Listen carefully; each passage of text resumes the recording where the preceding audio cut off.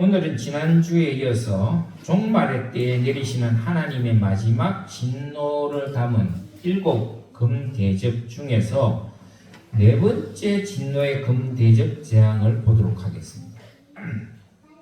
8절 9절입니다.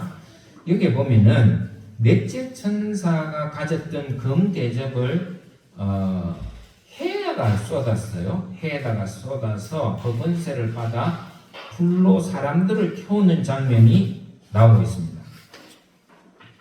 혹자는 오늘 이 구절을 가지고 하나님께서 이 땅을 처음 심판하실 때는 뭘로 심판하셨어요? 물로 심판했죠. 하지만은 마지막 심판 때는 불로 심판할 것이라는 주장을 내세우는 근거를 삼는 것이 바로 오늘 이 말씀이에요. 자, 한번 보겠습니다. 여러분, 우주에서 가장 우주가 아니고 우리 이 지구에서 가장 뜨거운 곳이 태양이죠, 그죠? 예. 그런데 그 태양에 하나님의 진노의 대접을 쏟으니까 해가 권세를 받아 불로 사람을 태웠다, 그렇게 나오죠. 불로 사람을 태웠다. 여러분, 이것은 앞으로 이 태양으로 인해서 이 지구에 불타는 것 같은 재앙을 만날 것이라는 것을 우리가 좀 짐작할 수 있어요. 근데 여러분, 한번 가만히 보세요. 요즘 지구가 점점 어떻게 돼가고 있어요? 뜨거워지고 있죠. 기후변화의 위기를 겪고 있는 것 중에서 가장 큰 위기가 뭐냐면 지구온난화예요. 물론 화석연료로 인해서 이 지구가 뜨거워지는 것도 있지만 여러분, 앞으로 한번 두고 보세요. 그거 외에도 태양에서 이 열이 우리 지구로 오는 그 열의 그 온도가 점점 더 뜨거워질 겁니다. PPT를 한번 보시겠습니까? 세계보건기구 WHO에 따르면 2000년부터 2019년 그 20년 사이에 매년 48만 9천 명이라는, 이게 정확한 수치는 될 수가 없겠지만은 그래도 평균치 거의 한 50만 명이 열 관련 사망자예요. 이 중에서 45%는 아시아에서 일어나고요, 36%는 유럽에서 발생한다 그래요. 유럽의 경우에 제가 한번 조사를 해보니까 2022년도에 그 여름에 기록적인 폭염으로 인해서 유럽에서 6만 1,000명 이상이 목숨을 잃었어요. 뜨거워서 온도가 올라가가지고. 여러분, 감이 옵니까? 그래서 이탈리아에서는 18,000명, 스페인은 11,000명 이상이, 독일에서는 8,000명 이상이 이 열로 인해서, 뜨거운 열로 인해서 더위에 죽었다는 거예요. 그리고 2003년 유럽에서는 폭염으로 7만 명이 사망했다는 거예요. 2010년 러시아에서만 44일간 폭염이 있었는데 그때 러시아에서 5만 6천 명 이상이 죽었다. 열로 인해 기후가 올라가가지고. 지금 미국에서도 기후 변화가 얼마나 심각하든지 요즘은 텍사스가 그렇게 더운 지방이잖아요. 근데 폭설이 온다든지 온도가 말이 안 되게 올라간다든지 그런 일이 많이 발생하는데, 여러분, 2023년도에, 그러니까 재작년이죠, 2,300명 이상이 폭염으로 죽었다는 거예요. 또 24년에는 2,350명이 열 관련 사망자가 발생했대요. 근데 이게 갈수록 폭염으로 사망하는 수가 증가하는데, 여러분, 24년 동안에 몇 퍼센트가 증가했느냐? 114%가 증가했어요. 배가 넘는 거예요. 여러분, 그리고 지금요, 50도가 넘는 데가 요즘 계속 나타나고 있죠. 세계에서 50도가 넘는 데가 너무 많이 나타나요. 우리나라도 작년에 32명이 죽었다는 통계가 보고가 있어요. 그러니까 우리나라도 지금 꾸준히 매년마다 이 더위 때문에 기온이 올라가는 것 때문에 사람이 자꾸 죽는 수가 증가하고 있다는 거예요. 줄지 않는다는 거예요. 심각한 문제죠. 여러분, 작년에 여러분 혹시 기억나실지 모르겠는데 우리나라에서 41도가 올라갔어요.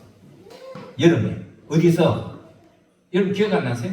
우리나라 기후 관측상 41도 넘어간 게 작년이었어요. 처음 홍천에서 일어났어요. 여러분 그냥 우리가 뭐 잘 알다시피 대구는 남쪽에서 41도 올라가면 그럴 수도 있겠다라고 생각하잖아요. 홍천이 어디예요? 강원도 쪽이잖아요.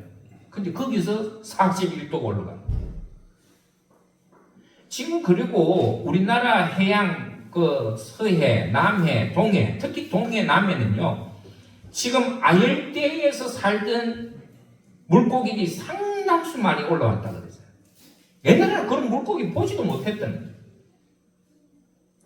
지금 해수면도 계속 온도가 올라가고 있어요. 이 심각한 문제. 그러니까 어떻게 해요? 지금 북극해 같은 데는 얼음이 녹는다 그러잖아요. 많이 녹았다 그랬죠.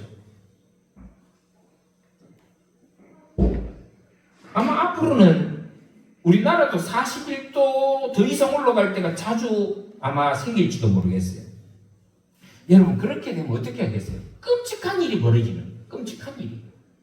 거기서 나는 예외가 될 수 있다. 천만의 말씀. 저는 더위를 굉장히 좋아하는 사람입니다. 저는 더위를 즐기는 사람. 작년에 죽을 뻔했어요. 너무 더워가지고.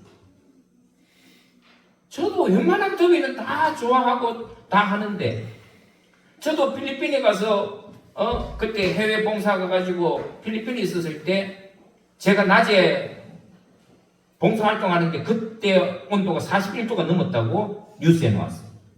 견뎠어요. 사람들 다 죽는다고 다 그늘에 숨었는데 저는 그것도 모르고 열심히 봉사했어요. 그 정도로 저는 더위에 강했다고 난 생각하는 사람인데 그 더위가 필리핀하고 우리나라 더위는 같은 41도가 달라요. 너무 더웠어요. 여러분 보세요. 앞으로는 이런 끔찍한 일들이 계속해서 반복적으로 더 증가할 거예요. 틀림없어요. 우리가 생각하지도 못하는, 생각할 수 없는 어떤 그런 자연재해가 앞으로는 계속 발생할 거예요. 지금 예언되어 있잖아요. 요한계시록에. 우리는 사람들은 이걸 피부로 못 느껴요. 근데 여러분 우리가 이런 현상을 볼 때 뭘 생각해야 됩니까? 이제 우리가 마지막 때를 살아가고 있구나 하는 것을 느껴야 돼요. 종말론적인 신앙을 가져야 된다는 거예요.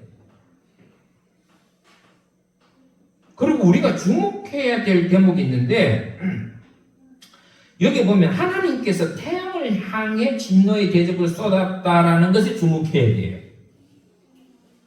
여러분, 이 태양은 인류에 있어서 생명의 근원이잖아요.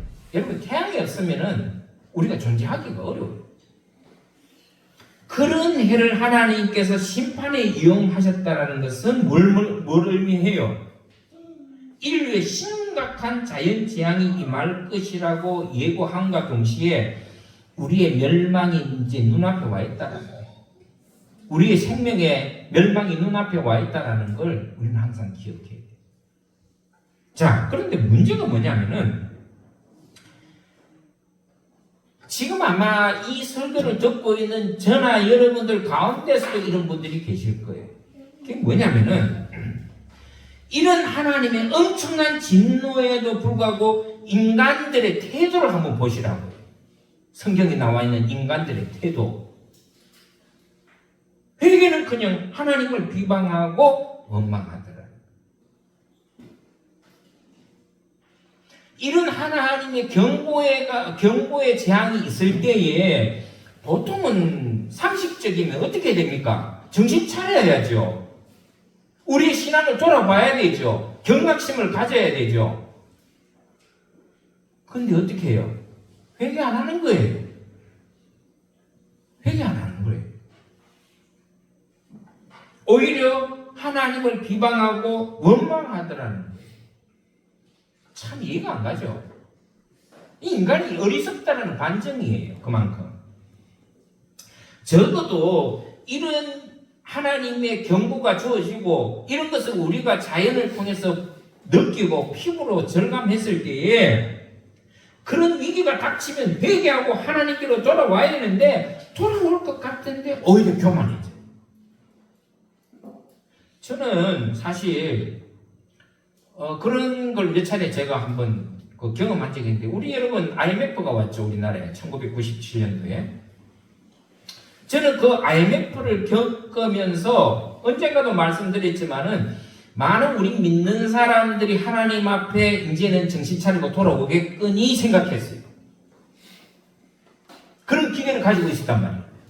왜? 여러분 아시잖아요. 저도 그 피해를 본 사람 중에 한 사람이지만은 우리나라 중산층이 와르르 무너졌잖아요. 그때 수많은 사람들이 고통당했어요. 저도 그 고통은 말로 할 수 없어요. 저희 선생님께서 평생을 교편 생활하고 남은 퇴직금으로 집을 한 채 샀는데 그 집이 날아갔어요. IMF 때문에. 얼마나 고통스러운지 몰랐어요.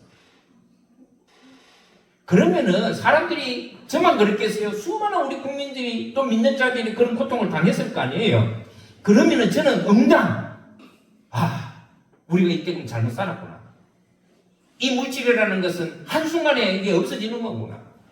우리가 하나님 앞으로 돌아가자. 하나님 앞으로 돌아가자. 저는 회개운동이 일어날 줄 알았어요. 웬걸요? 오히려 하나님이 어디 있냐고 원망하고 교회 안 들어오더라는 거예요. 그리고 여러분 코로나 시대 보세요. 저는 코로나 시대를 겪으면서 이제 이 코로나 시대를 통해서 우리 인간의 존재라는 것이 정말 하자는 존재구나. 정말 우리가 하나님 앞에서 아무것도 아니구나 하는 것을 저는 사람들이 깨닫고 하나님 앞에 돌아올 줄 알았어요. 웬걸요? 더 안 들어와요.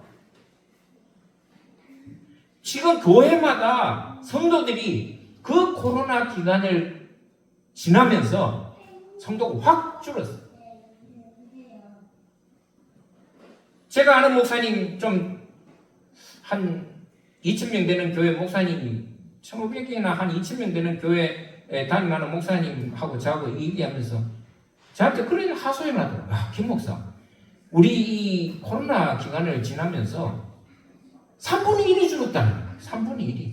안 온다는 거예요. 그래서 내가 위로한다고 그런 말 했어요. 목사님, 그러면은 쭉정이 날아갔다고 생각하세요. 근데 제가 위로한다고 한 말이지만은 그 목사님이 그게 위로가 됐겠냐? 3분의 1이 안 돌아온, 아직까지도 안 돌아온다는 거예요. 심지어는 많은 데는 50%가 다 전멸했어요. 작은 교회는 말할 것도 없겠죠. 그래도 감사합니다. 우리 교회는 100% 더 참석하셨어요. 안 떨어져서 얼마나 감사합니다. 여러분 지금 우리 같은 작은 소규모의 작은 교회들이요. 그 코로나 기간을 통해서요. 성도들이 얼마나 많이 떨어졌는지. 안 그래도 없는 교인인데. 그러면 우리가 일반적으로 신앙적으로 생각하면은 정말 우리가 이때까지 신앙생활을 잘못했구나. 하나님께로 돌아가자. 그런 마음을 가지고 더 열심히 하는 게 정상 아니에요? 그게 상식 아니에요? 안 돌아오는 거예요. 오히려 더 하나님을 원망하고 불평하다는 거예요. 제가 이제 목회를 하면서 많은 분들의 죽음을 보잖아요. 죽음을 앞둔 사람들을 보면 두 종류의 사람들이 있어요. 한 사람은 주님의 부르심에 응답하고 회개하고 하나님께로 돌아오는 사람이 있는 반면에 오히려 더 거만해지고 하나님에 대해 거세게 저항하는 교만한 사람들도 제가 많이 봤어요. 사람이 죽음 앞에 앞서면은 겸손해야 되잖아요. 우리 이게 산다는 게 정말 아무것도 아니구나. 하나님 앞으로 돌아가야겠다. 우리가 의지할 것은 하나님밖에 없다. 그렇게 생각하고 하나님 앞에 돌아올 것 같죠? 그런 사람도 있어요. 근데 반면에요. 그런 자기 죽음을 앞두고도 그만한 사람이 있어요. 하나님이 어디 있냐고. 그런 사람들은 구원받기 어려운 사람. 여러분, 우리가 이런 하나님의 진노의 사인을 보면 회개할 줄 알아야 돼요. 회개하셔야 돼요. 경각심을 가져야 돼요. 우리가 죄인됨을 고백할 줄 알아야 되고, 우리 인간은 아무것도 아니구나. 그걸 자각할 수 있어야 돼요. 근데 여러분, 한번 보세요. 다 그들먹거리고, 자기가 최고인 줄 알고. 그렇게 교만하면 자기만 손해예요. 여러분, 구슬 한번 보세요. 하나님의 이름을 비방하고 원망하고 회개치 않았더라. 저는 우리 두란노 교회 성도들은 그런 분이 없기를 바라요. 항상 하나님 앞에서 겸손할 줄 알아야 되고 자기를 돌아볼 줄 알아야 됩니다. 여러분, 하나님께서 여러분들을 향해 진노하시거나 치실 때 그만하지 마세요. 교만하지 마세요.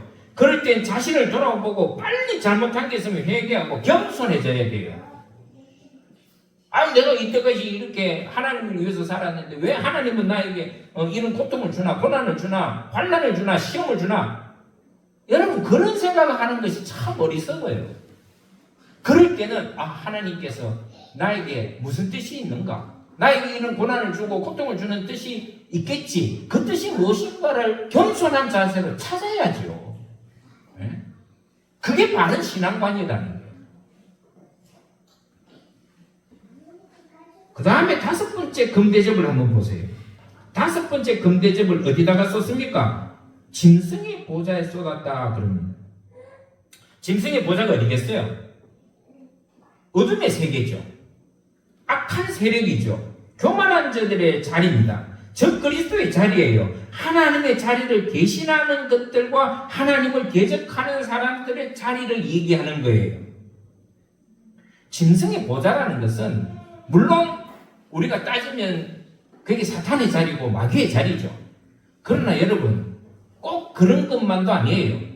하나님을 대적하는 하나님의 자리와 같이 여기는 것들 있잖아요. 우리가 살아가면서. 그게 다 그런 뜻이에요. 짐승의 자리예요. 그게 내 자식일 수 있어요. 그게 내가 지향하는 지식이 될 수 있고, 그게 내가 지향하는 어떤 물질이 될 수 있단 말이에요. 그런 게 다 짐승의 자리예요. 거기다가 쏟아부으셨다는 거예요. 그랬더니 그 보좌가 어떻게 되었다고 나옵니까? 어두워졌다. 뭘 의미합니까? 하나님을 대신해서 왕노릇하고 힘을 가진 세상의 모든 부귀와 영화, 권세의 종말을 의미하는 거예요. 여러분, 세상의 것이 영원하겠어요? 영원할 거 하나도 없어요. 다 종말이 있습니다.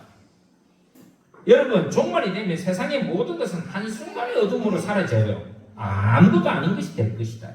그걸 의미하는 거예요. 여러분, 인류의 종말만 말하는 것이 아니에요. 개인의 종말도 여기에 포함이 돼요. 여러분, 한번 생각해 보세요. 저와 여러분들이 살면 지금 얼마나 살겠어요? 네? 요즘 100세 시대, 100세 시대 그러니까 여러분 100세 산다 칩시다. 근데 여러분 100세 돼갖고 영원히 살아요? 그 이상 살 수 있어요? 살기 힘들어요. 아무리 의학이 좋다 그래도. 우리는 다 종말을 맞게 돼 있어요. 그런 죽음 앞에서 우리가 최고로 여기는 것이 무슨 의미가 있냐? 무슨 의미가 있냐? 죽음 앞에서 하나님처럼 여기는 것들이 우리에게 무슨 의미가 있을까요? 저도 수많은 사람들의 죽음을 지켜보고 떠나보냈지만은 여러분, 부유한 자나 가난한 자나 많이 배운 자나 못 배운 자나 있는 자나 힘이 있는 자나 없는 자나 죽음 앞에서는 아무것도 아니에요. 그래서 여러분, 어디 가서 지혜를 받으라 그럽니까? 초상집에 가서 지혜를 얻으라 그랬죠. 왜요? 초상집에 누가 있어요? 죽은 자가 있잖아요. 그 죽음을 보고 깨달으라는 거예요. 거기에 지혜가 있다라는 거예요. 전도서에 보면은 전도서 1장 2절 3절에 보면 솔로몬이 이렇게 말했어요. 헛되고 헛되니 모든 것이 헛되도다. 사람이 헤아려서 수고하는 모든 수고가 자기에게 무엇이 유익할까?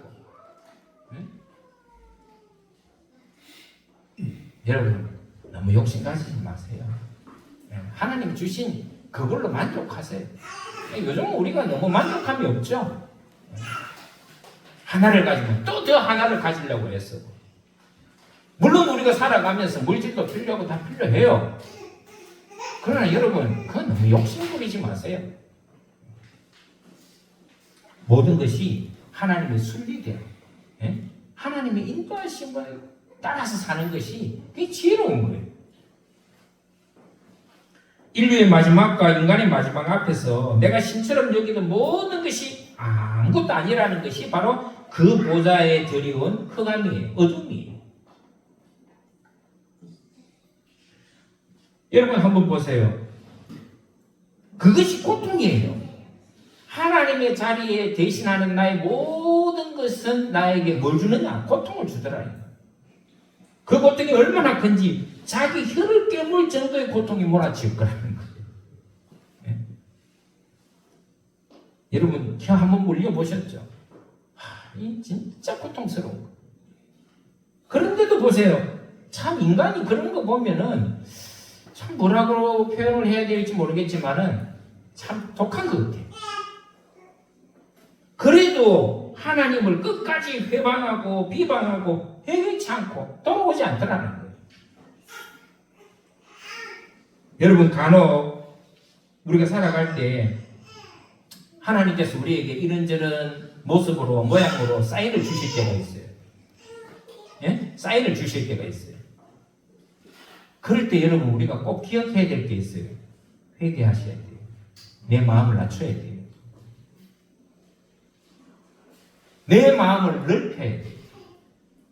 그래야 우리가 하나님의 주신 사인을 볼 수 있고 그 사인에 우리가 응답할 수 있는 거예요. 오늘 말씀처럼 마음에 찔림을 주실 때가 있을 때 여러분들 그때 즉시 하나님 앞에 무릎을 꿇으셔야 돼요.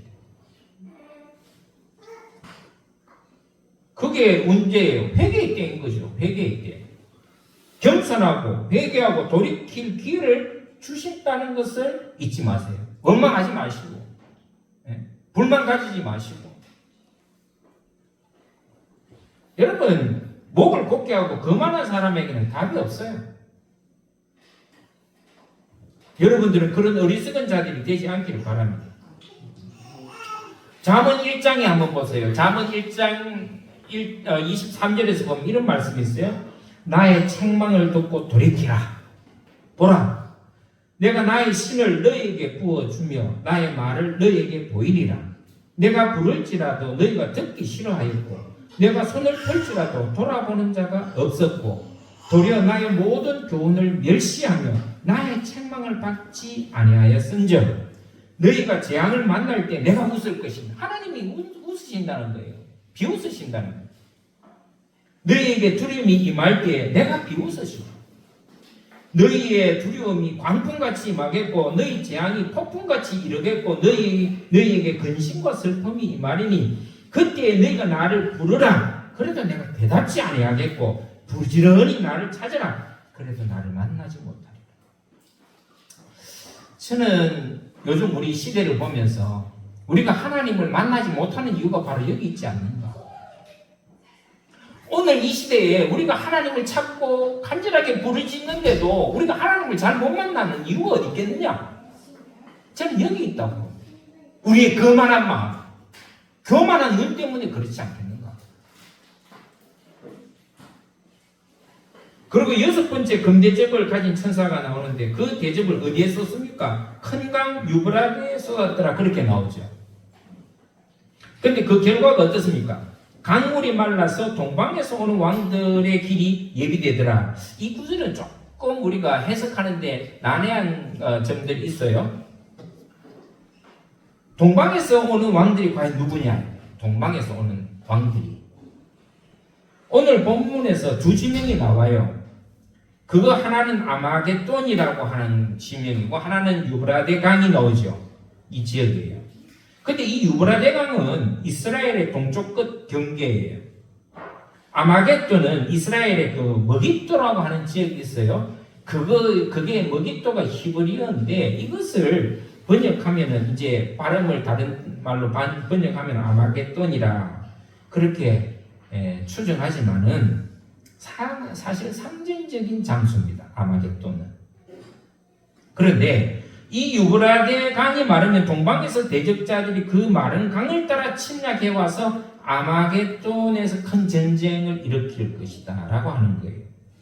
그래서 혹자는 이 구절을 인용해서 마지막 때는 중동에서 3차 대전이 일어날 텐데 그때는 핵전쟁이 일어나서 큰 인류의 재앙이 올 것이다. 뭐 그렇게 해석하는 사람이 있는데 오늘 이 본문을 보고 그렇게 해석을 하는 사람들이에요.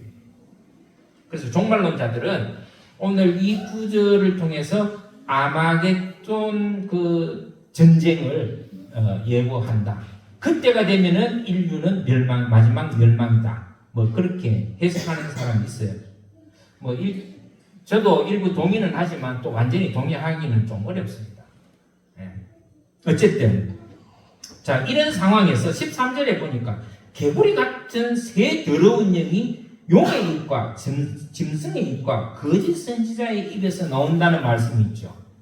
여러분 이거는 어떻게 우리가 해석해야 되냐면은 아마 이 구절은 먼저 개구리 같은 새 더러운 영이 나오죠. 이 더러운 영은 악한 영이라고 할 수 있어요.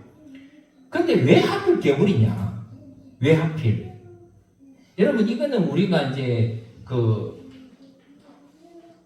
이집트나 또 유대인들의 그 사고를 좀 이해할 필요가 있어요. 뭐냐면은 여러분 우리 이 개구리 그러면 생각나는 것이 하나 있죠. 언제입니까? 이스라엘 백성들이 애굽에서 출애굽을 할 때 10가지 재앙이 내리죠. 그때 두 번째 재앙이 뭐예요? 개구리 재앙이죠. 여러분 이 개구리는 고대 근동 지역의 사람들에게는 다산의 상징이 되기도 했어요. 그래서 개구리 신을 섬기는 사람도 있었어요. 그런데 반면에 개구리는 좀 불결한 상징이기도 해요. 더러움의 상징. 여러분 개구리가 사는데 물 맑은 데서는 잘 안 살아요. 보통 개구리는 전부 다 논바닥에 우리나라 같으면 논바닥에 더러운 웅덩이 이런 데 많이 살죠. 그래서 이집트 사람이나 또 고대 근동 지역에서는 이 개구리를 불결한 생물로 인식되어 있었어요. 그래서 이 개구리라고 표현하는 것은 더러움의 상징이기 때문에 악한 영이 거기에서 나왔다. 근데 보세요. 그 악한 영이 나오는데 용의 입과 짐승의 입과 거짓 선지자의 입에서 나오더라는데 여기는 깊은 의미가 있어요. 그게 뭐냐면은 용은 왜 상징이에요? 사탄 마귀의 상징이죠. 짐승도 마찬가지예요. 사탄의 상징이죠. 그리고 거짓 선지자 이 세 가지가 나오는데 용, 짐승, 거짓 선지자에게는 공통점이 있어요. 입에서 나오는 말이 좋은 말이겠어요? 다 악한 말이다. 악한 말. 여러분 악한 영은 더러운 입에서 나와요. 이 말은 마지막 때가 되면은 진실보다는 거짓말이 진실처럼 들릴 때가 있다라. 여러분 가끔 보면은 참 말도 안 되는데 저 신천지 같은 사이비 이단의 사람들이 현혹되잖아요. 보면은 참 어이가 없어요. 그 사람들 하는 얘기를 들어보면은 너무 황당하기도 하고 너무 어이가 없는데 그리 빠진다. 거짓말에 현혹되는 일이 수도 없이 일어날 겁니다. 여러분 요즘 한번 가만히 보세요. 우리 사회뿐 아니라 전 세계적으로 가장 큰 사회적인 문제 중에서 하나가 뭔지 아세요? 가짜뉴스예요. 가짜뉴스. 여러분 지금 우리 사회에 판치는 것 중에서 하나가 가짜뉴스가 판쳐요. 근데 이거를 진짜인지 진짜인지 거짓인지 우리가 잘 분별을 못해요. 그래서 여러분 어떤 얘기를 들었을 때는 여러분들이 반드시 이게 진짜인지 아닌지 제가 뭐라 하라 그랬어요? 더블 체크하라 그랬죠. 크로스 체크하라 그랬죠. 이거 없이 그냥 누가 얘기하는 것만 듣고는요, 다 이게 거짓말인데 참인 줄 알고 착각하고 사는 사람이 얼마나 많은지 몰라요. 네? 조심해야 돼요. 그래서 어떤 얘기가 들리면은, 소리를 들으면은, 여러분들이 한 번 더 체크를 하셔야 돼요. 이게 맞나, 거짓말이냐, 참말이냐를 항상 체크해요. 그래야 어리석은 자가 안 되는 거예요. 지금 그렇지 않습니까? 우리나라만 봐도 그렇고 전 세계적으로 골머리를 앓는 게 가짜뉴스. 요즘 1인 미디어 시대가 되니까 돈 벌려고 가짜뉴스를 자꾸 발행해서 그걸로 사람들에게 자극을 주고 해서 돈 버는 인간들도 얼마나 많은지 몰라요. 그리고 여러분 특별히 유튜브 조심해서 봐야 돼요. 가려서 봐야 돼요. 왜냐하면은 여러분들이 하나를 이렇게 보고 있잖아요. 그러면 그게 알고리즘이라고 하는 게 형성이 돼요. 그게 뭔 말이냐면은 내가 보고 있는 이 영상에 관련된 유사한 영상이 계속 나타나요. 계속. 그럼 우리는 그것도 모르고 계속 보게 되면 어떻게 됩니까? 세뇌가 된다. 세뇌가. 그러니까 가짜 뉴스를 들으면 그게 진짜로 들리는 거예요. 이게 얼마나 무서운지 몰라요. 오늘 이 성경이 바로 그 얘기를 하는 거예요. 악한 용과 짐승의 입과 용의 입과 거짓 선지자의 입에서 나오는 거, 그건 뭐겠어요? 말이잖아요. 거짓말이잖아요. 여러분 그거 오늘 앞으로 우리가 사는 시대에 점점 더 활기가 칠 거예요. 조심해야 돼요. 그래서 요즘 그게 더 넘어가서 뭘 하느냐면은 여러분 우리가 우리 젊은 분들은 알겠지만은 딥페이크라고 딥페이크라고. 제가 우리 목사님 지난주에 한번 만났는데 그 목사님이 자기가 그 바드나 챗GPT를 통해서 뭘 만들었냐면 자기 교회 홍보 영상을 만들었대요. 그래서 저를 보여주는 거예요. 근데 그 홍보 영상이 어떤 영상인지 아십니까? 여러분 김자옥 배우가 돌아갔잖아요. 김자옥 배우 여러분 아시죠? 돌아갔잖아요. 그 김자옥이라는 여배우의 사진을 가지고 움직이게 만들어요. 말하게 만들어요. 자기는 자기가 원하는 전도 글을 딱 쳐서 넣으면 그 죽었던 김자옥 씨가 다시 살아서 자기 교회에 자기가 준 그 전도 용구를 팍 하고 전도한다. 근데 똑같아요. 살아있는 사람처럼 똑같아요. 왜?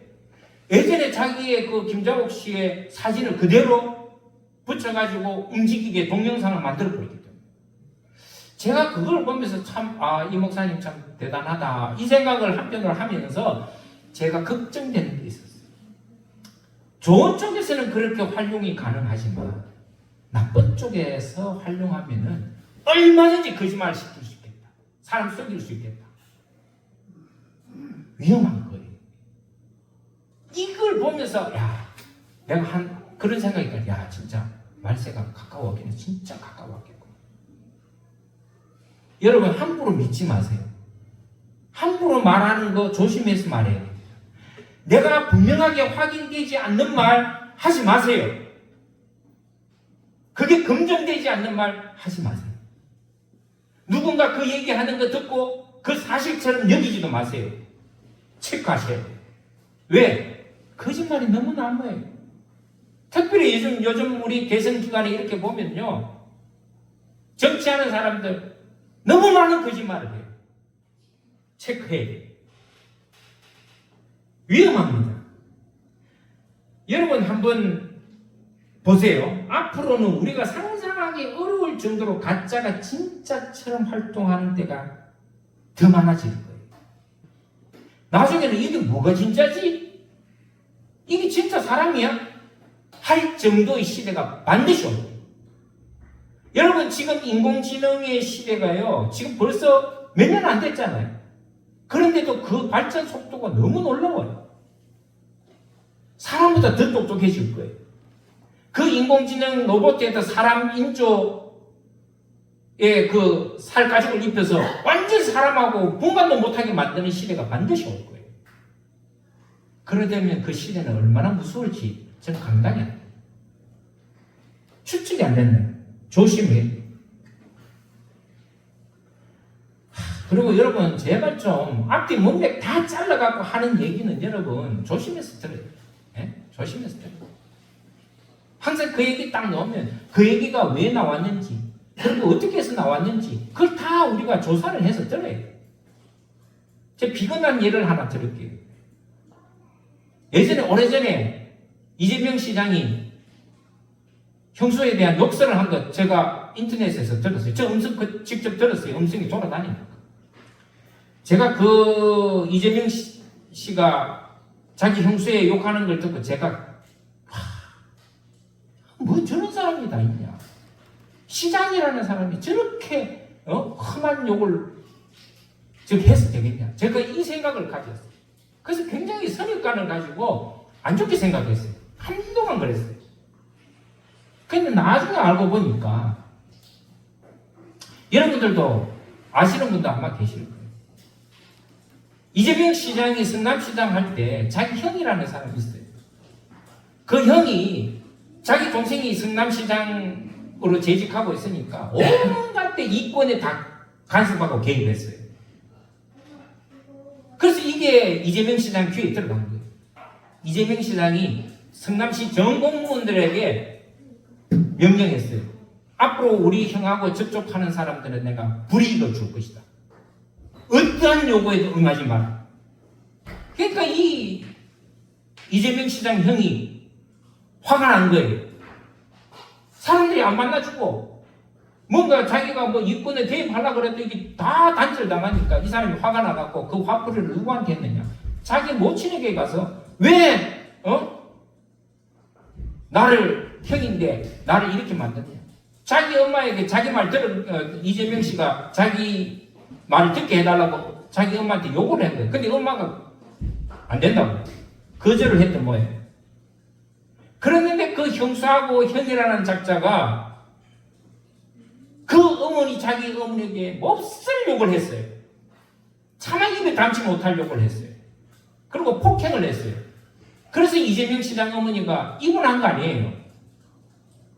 그 때문에 이재명 시장이 자기 형수하고 통화하는 가운데서 거친 욕설이 오고 간 거예요. 물론 그런 말을 하면 안 되겠지만은 저는 그런 생각을 그거 사실을 알고 제가 가만히 한번 생각해 봤어요. 만약에 내 동생 중에 누구 하나가 우리 모친에게 그런 쌍욕을 하고 우리 어머니를 구타하고 그래서 병원에 입원시켰다 그러면 저는 아마 이재명 시장보다 더 했을 것 같아요. 당장 그 동생을 찾아가서 아마 죽 폈을 거예요. 내가 그 사실을 알고 나서 내가 한편 이해가 됐어요. 오죽했으면. 근데 우리는 어떻게 알고 있습니까? 그런 앞뒤 전후 다 딱 잘라가지고 욕설만 막 퍼뜨리잖아요. 저도 그 피해자였어요. 왜? 오해하고 선입관을 가졌습니까? 그러니까 여러분 뭔가 이렇게 남에게 얘기가 오고 갈 때는 전후 사정을 다 알아봐요. 이 사람 얘기도 들어보고 저 사람 얘기도 들어보고 그리고 그게 사실인지 아닌지 정확하게 알려고 노력해요. 그렇지 않는 이상은 내가 그 말을 전하면 안 돼요. 이재명 그 나쁜 새끼, 그 나쁜 놈 그러지 말라는 거예요. 누구든지 그래요. 누구든지. 근데 여러분 오늘 이 시대 또 앞으로 우리가 살아갈 시대는 이런 거짓말이 난무할 거예요.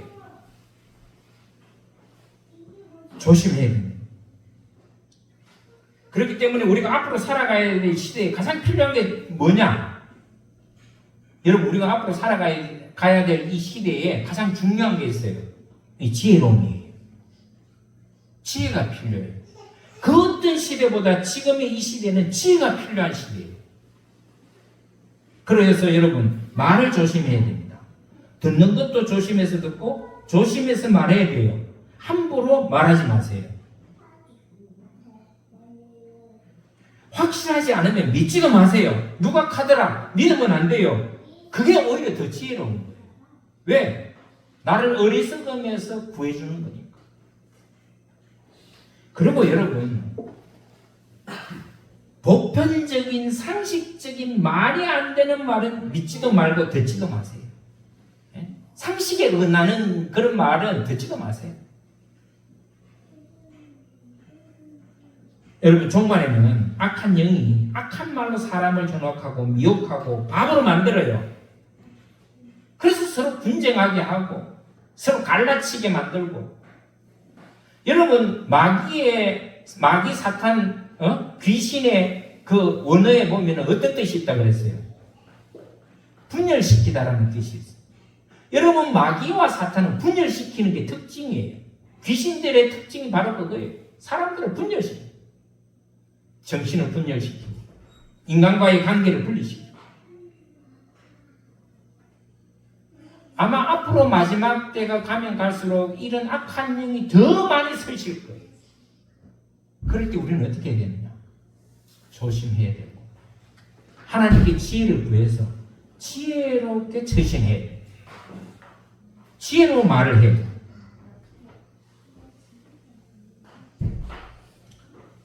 여러분, 악이 선으로 바뀌고 비진리가 진리인 양 행세하는 이 시대에 여러분, 이게 마지막 때라는 것을 기억하고 우리는 항상 깨어서 기도하는 성도가 돼요. 저는 여러분들이 어리석은 사람이 아니라 하나님으로부터 지혜를 받아 지혜롭게 사는 그런 우리 두란노 교회 성도 될 수 있기를 주의 이름으로 축원합니다. 기도하겠습니다. 자비로우신 주님, 마지막 때가 되면 참 혼란한 일들이 많이 생긴다고 주님께서 오늘 말씀을 통해서 저희들에게 경고해 주셨습니다. 지금도 우리가 사는 이 시대는 혼탁하고 혼란스럽습니다. 무엇이 옳고 그른가를 분별할 수가 참 힘든 시대에 우리가 살고 있습니다. 주님께서 저희들에게 지혜를 주셔서 옳고 그름이 뭔지를 잘 분별할 줄 아는 그런 지혜의 생각을 허락하여 주옵소서. 그래서 악에 물들지 아니하고 정말 하나님의 편에 서서 하나님과 같은 그런 마음을 품고 살아가는 지혜로운 우리 성도들 되도록 축복하여 주옵소서. 모든 말씀을 우리 주 예수 그리스도 이름으로 간절히 기도드리옵나이다. 아멘.